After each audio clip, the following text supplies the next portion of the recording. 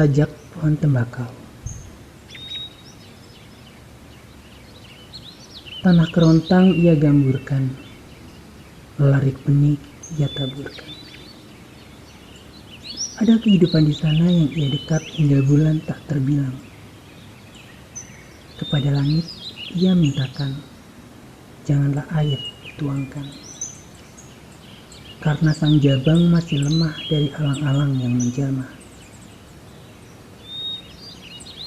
Kasihmu menghidupi, telatenmu menggenapi, hingga waktunya tiba. Ketika berkumpul semua asa, sepahit apapun rasa tembakau, jangan pernah risau, karena akan ada mawar sebagai penawar. Oke, jadi puisi yang tadi aku bacain itu merupakan salah satu penggalan syair yang ada di dalam novel yang mau aku review gitu.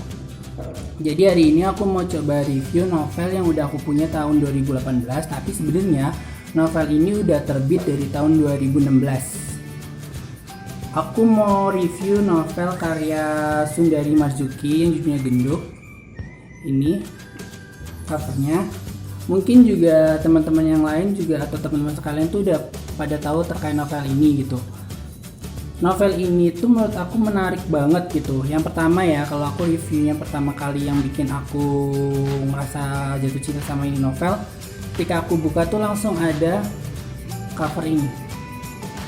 Nggak tahu kenapa ini bisa bikin aku langsung merasa kayak wah ini kayaknya bukan hal yang biasa nih nanti ke depannya gitu. Terus aku coba baca dan sebagainya. Sebelum aku review dari ceritanya, aku mau coba kasih tahu dulu ya. Menurut aku pribadi novel ini tuh agak susah, atau bukan agak susah sih, kurang cocok buat kalian yang mau baca yang ringan-ringan gitu. Bukan berarti novel ini tuh berat banget, cuman buat kalian yang suka bacanya Metro Top, apa dan sebagainya, mungkin akan butuh niat 2 kali lipat buat baca novel ini gitu. Karena kalau aku lihat novel ini tuh bener-bener ceritain banyak hal gitu loh. Jadi kita dipaksa buat mikir 2 kali, karena jujur dari hal-hal yang agak berat itu muncul banyak banget value-value yang bisa bikin kita refleksi tentang diri kita sendiri. Contohnya ya, novel ini tuh menurut aku mengajari kita bagaimana seseorang harus bertindak, bagaimana seseorang harus mengumpulkan keberaniannya dari kekecewaan yang udah dia rasain gitu. Dan aku belajar banyak dari Genduk di sini. Oke, mulai aku review ya. Kalau Genduk sendiri menurut aku bercerita tuh tentang bagaimana seseorang yang di sini diilustrasikan dari seorang genduk, anak 11 tahun yang nggak tahu atau sama sekali nggak tahu wajah ayahnya. Dia hanya dengar cerita kalau ayahnya seperti ini dari orang-orang gitu. Nah, selanjutnya Genduk atau Anissa Nuraini itu terus mengumpulkan informasi yang akhirnya berbuah sebuah keberanian di tengah kompleksitas pencarian jati dirinya. Gimana aku cerita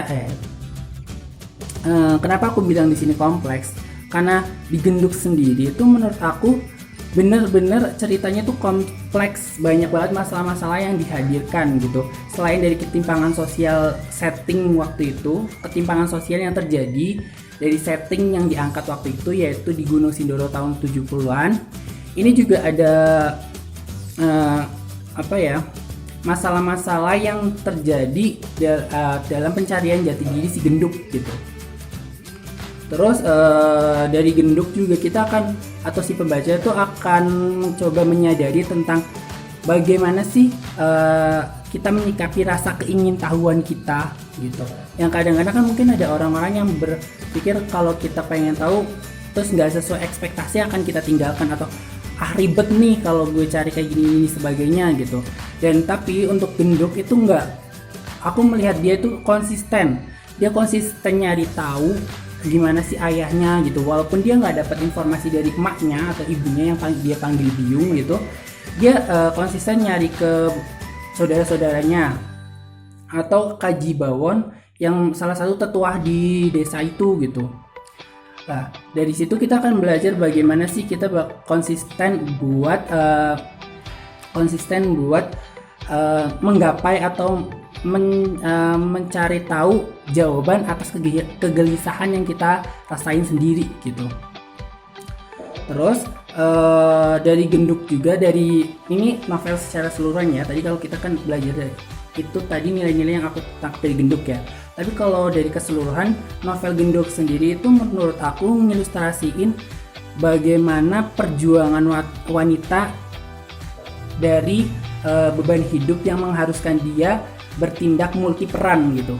Contohnya dari ibu Genduk sendiri atau Byungnya Genduk itu, dia yang memang single parent, dia harus bekerja sebagai tulang punggung, dia juga harus mendidik anaknya gitu.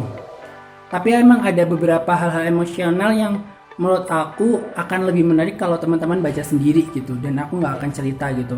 Dan di situ memperlihatkan bahwa si Byungnya Genduk juga sebenarnya dia belum move on dengan masalah yang dia hadapi ini gitu, yang akhirnya berdampak pada Genduknya sendiri. Genduk tidak tahu siapa ayahnya, bukan tidak tahu siapa, tapi seperti apa gitu. Dari Genduk juga kita akan melihat bagaimana wujud seseorang yang memang besar karena terpaan nasib. Menurut aku gitu, walaupun ini nggak didefinisikan besar, mungkin dia bakal di novel ini diceritakan dia akan sukses apa dan sebagainya, cuman dia akan lebih besar di hatinya dan jiwanya. Karena di Genduk sendiri kita akan melihat bagaimana kita berdamai sama diri kita sendiri. Kita akan mencoba menerima keadaan, tidak menyalahkan keadaan, namun kita mencoba menyeimbangkan keadaan dengan kemampuan kita sendiri gitu loh. Kita akan lebih confident ketika kita baca Genduk, dan kita yang tidak lupa adalah kita akan lebih bersyukur kita hidup di era ini atau di tempat kita hidup sekarang gitu. Di Genduk sendiri juga aku belajar dari dialog-dialog yang ada bahwa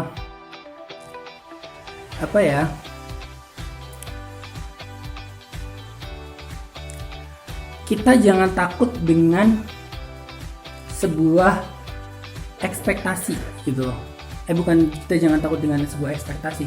Jadi kita jangan takut dengan langkah yang kita ambil gitu.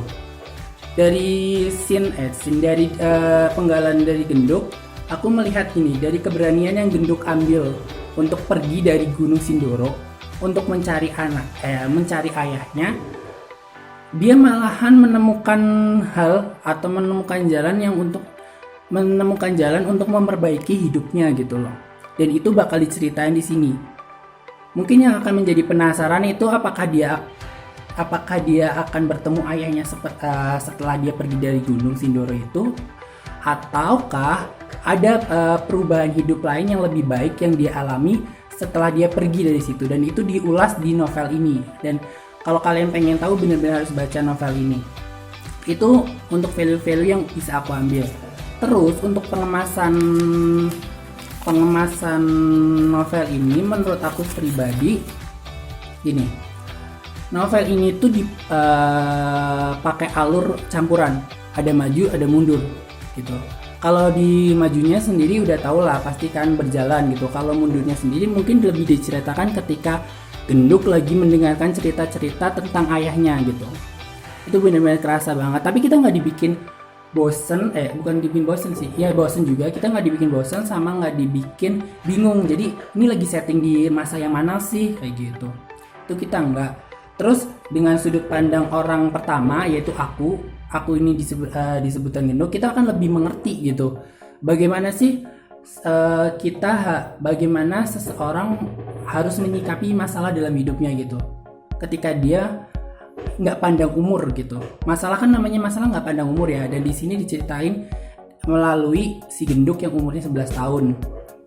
Oke, untuk bahasa, walaupun ini tergolong karya sastra yang apa ya, isinya agak berat menurut aku ya, pengemasan bahasanya sendiri itu lebih sederhana sama ringan.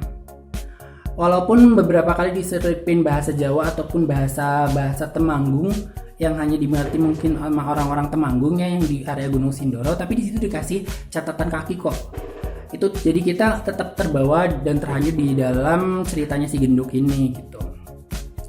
Dan yang menurutku nggak bikin garing juga di genduk ini ya, kita akan dikasih sedikit cerita-cerita gemes gitu, gimana si genduk itu ada cinta pertamanya genduk gitu loh. Muncul mulai tahu cinta pertama itu sama salah satu lakon yang menjadi temannya juga, tapi temannya itu lebih beruntung, dia anaknya orang kaya gitu, namanya Sabto Adi. Walaupun nggak terlalu dominan cerita ini, tapi menurutku itu menarik, ini biar bisa bikin kita agak relax sedikit dari ceritanya si genduk itu gitu. Jadi karya ini bener-bener pas gitu loh. Oke, cukup untuk review hari ini.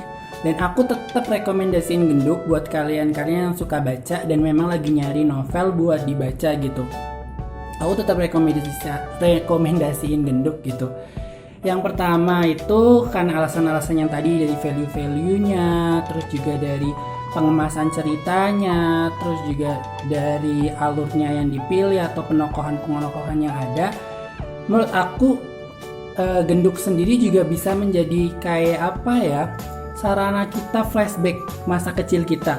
Mungkin kalau teman-teman yang hidup di pedesaan era-era 2000 awal ke belakang gitu sampai 90-an, 80-an gitu, kita akan bisa kayak flashback gimana sih kehidupan desa, gimana interaksi-interaksi orang desa kala itu.